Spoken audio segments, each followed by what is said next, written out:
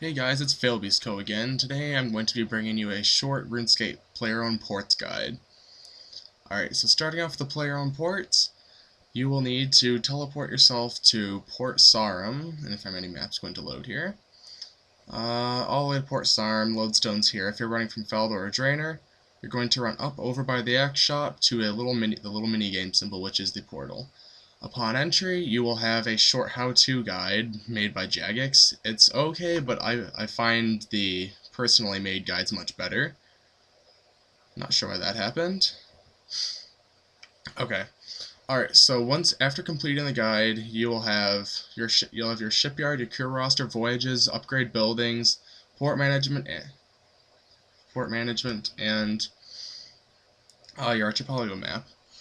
Alright, so first of all, the shipyard. You are going to, you can't see mine right now because I have some voyages out, but high recommendation when you first start out, spend your resources on buying all the ship parts you can. During the missions, you are able to lose the crew members right here that you hire. So primarily I've noticed that you lose them on combat missions, so I mean, why would you spend your money on a crew member that you could lose initially, or when you can't lose a ship part? If you do buy crew members, please note that some of them have traits, such as the golems with Staunch. Staunch, right here, as you can see, it says they'll give their own life to save a crewman in distress. So if you lose a crew member, it's probably going to be one of your golems. They're a pretty good unit, but there are better ones. The better version of the golem, which I am hoping to get later, is this right here, the Chimera. It gives more morale in combat, I believe, and it is better than the golems. Alright, so moving on, upgrading your buildings here. First of all, recommendation, upgrade, let's see. You can't upgrade your office until you make it into the, let's see, was it the third realm technically? But do save up your bamboo for that. One of the big things you want to get if you're working on getting the new untradeable armor and or tradable armor is building these icon hotspots. They will attract more, pretty much they're going to give you more special voyages as far as I can see. I have put the occult artifact and Sardomist symbol, and yeah, the biologist doesn't seem that good for me, so that's why I put those two. In order to get those people for the voyages, you will need a couple 90 stats. The 590 stats you'll need can be thieving, fishing, prayer, herblore, and rune crafting. That is to attract the people in order to get scroll parts, which I will show you here. As you can see, I'm working on the Sea Singer's top right now. There are other things such as scrimshaws, which do give you XP boost and the recipe for Rocktail's soup. Sea Singer's armor is the mage, Death Lotus is range, and Tetsu is melee. In order to make the Tetsu, you'll need 90 smithing, Death Lotus you'll need 90 crafting, and Sea Singer 90 rune crafting. Alright, so once you make it to the third round, my biggest recommendation is to build the workshop.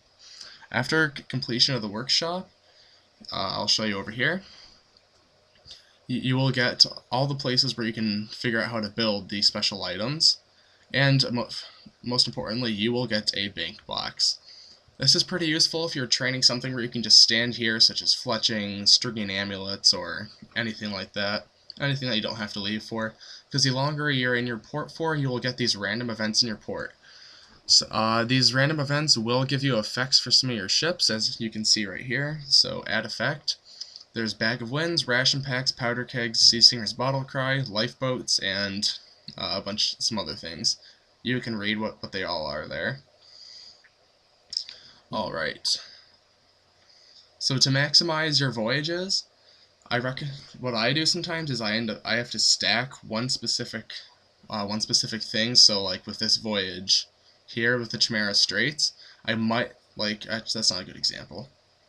Oh, okay, here.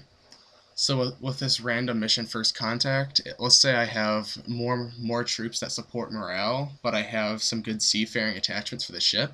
I will spend all my units on morale, and then all my attachments that I can on seafaring and try to balance it out, because your percentage of success is an average from the two. Alright. The very first round, right here, I'll go to the archipelago map.